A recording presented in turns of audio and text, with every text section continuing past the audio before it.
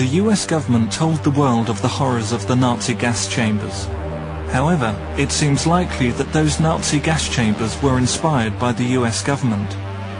In 1924, prison officials in Nevada tested the invention of an army medic, D.A. Turner. They strapped prisoner John Gee into a chair in an airtight chamber and dropped cyanide pellets into a bucket to make him die. By 1992 in California, the process hadn't changed. I don't know how long Robert Alton Harris was conscious, and I don't know how much he felt.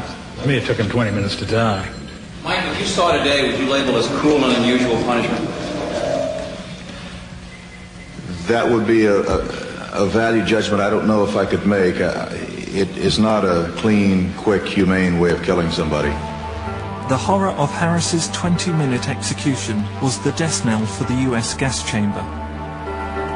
In 1994, a district court judge shut down the San Quentin gas chamber, ruling execution by lethal gas is inhumane and has no place in civilized society.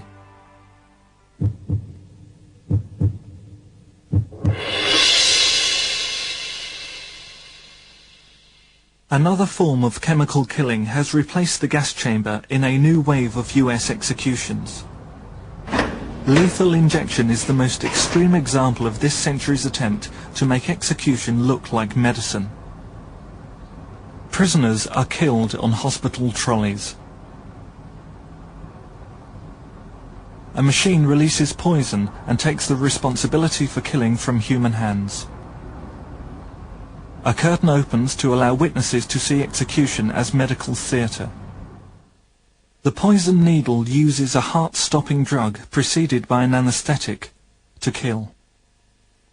In 1982, prison officials assisted by a doctor injected 40-year-old Charles Brooks, the first American to die by lethal injection.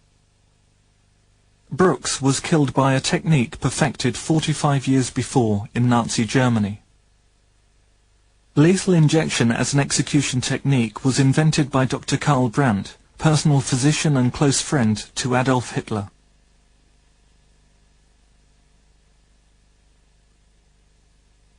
Brandt first used this technique on those deemed medically unfit for life in 1939. He was officially authorized to implement a program of mercy deaths in a letter signed by Hitler. Brandt assembled a team of doctors to carry out the T4 program. Today's lethal injection techniques began with the killing of 10,000 children.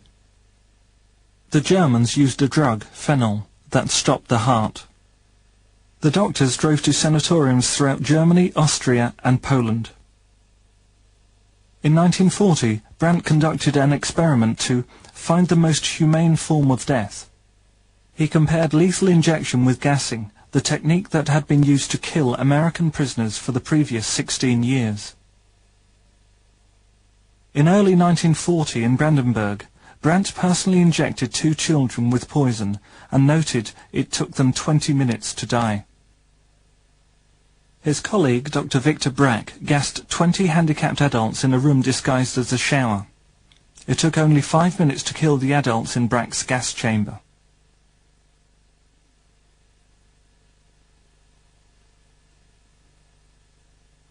Brandt declared gassing the most humane form of death. 6 centers were equipped with gas vans, gas chambers and crematoriums to burn the bodies of the executed.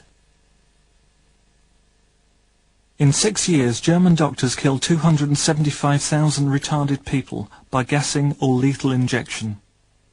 In the US today, doctors are again recruited for an execution program using lethal injection.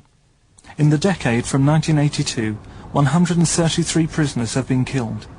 Some have been retarded, and many mentally ill. The legacy of Dr. Brandt lives on in 23 states of America today.